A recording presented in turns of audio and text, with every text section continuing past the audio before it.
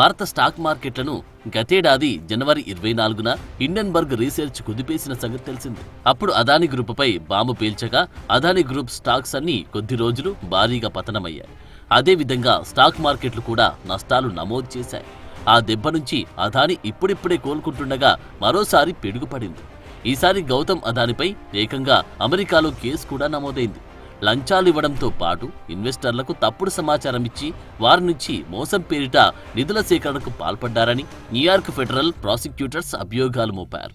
ఈ వ్యవహారంలో గౌతమ్ అదానీతో పాటు ఆయన దగ్గరి బంధువు సాగర్ అదానీ మరో 7గురిపై కేసు నమోదైంది.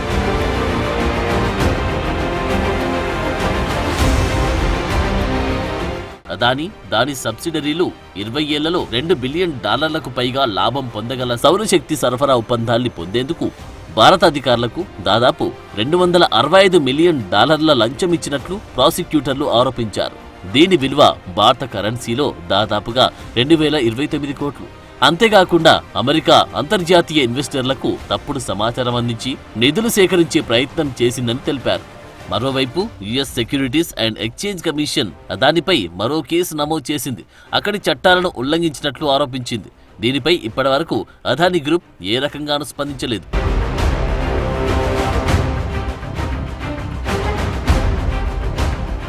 అమెరికా ప్రాసిక్యూటర్ల నేరారోపణ ప్రకారం గౌతమ్ అదానీ ఇండియన్ ఎనర్జీ కంపెనీకి వ్యవస్థాపక చైర్మన్. భారత ప్రభుత్వ యాజమాన్యంలోని సోలార్ ఎనర్జీ కార్పొరేషన్ ఆఫ్ ఇండియాకి 12 గిగావాట్ల సోలార్ పవర్ను అందించేందుకు ఇండియన్ ఎనర్జీ కంపెనీ మరియు యుఎస్ ఇస్యూయర్ ఒక ఒప్పందానికి వచ్చాయి.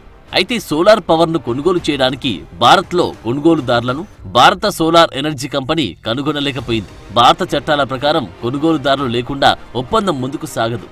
ఒప్పందం కుదరకపోతే 2 కంపెనీల వారు అదానీ గ్రూప్ మరియు అజూర్ పవర్ కంపెనీల వారు ఆశించిన లాభాలు పొందలేరు.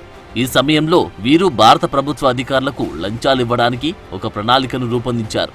ఈ ప్లాన్ ప్రకారం ప్రభుత్వ అధికారులు రాష్ట్ర విద్యుత్ పంపిణీ సంస్థలను భారత సోలార్ ఎనర్జీ కంపెనీ నుండి విద్యుత్ సరఫరా ఒప్పందాలను కుదుర్చుకునేలా ఒప్పించారు. ఇందుకు గాను వారు దాదాపు $265 మిలియన్ లంచంగా పొందారు.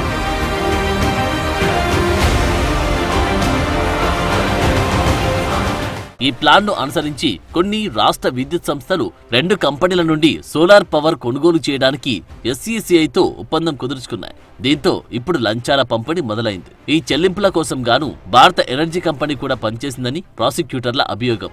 ఇందుకోసం గాను ప్రతిపాదించిన ప్రాజెక్టులో కొంత భాగాన్ని తిరిగి భారత ఎనర్జీ కంపెనీకి ట్రాన్స్ఫర్ చేశారు. ఏది ఏమైనప్పటికీ Adani group US issuer board directors మీటింగ్లో ఈ విధంగా భారతీయ అధికారులకు లంచంగా ఇంత మొత్తం చెల్లించుటకు ఒప్పందం జరిగిన విషయం దాచిపెట్టారు. ఈ విధంగా జరుగుతున్న షేర్స్ రీలొకేషన్లో గౌతమ్ అదానీ ప్రధాన సూత్రధారి.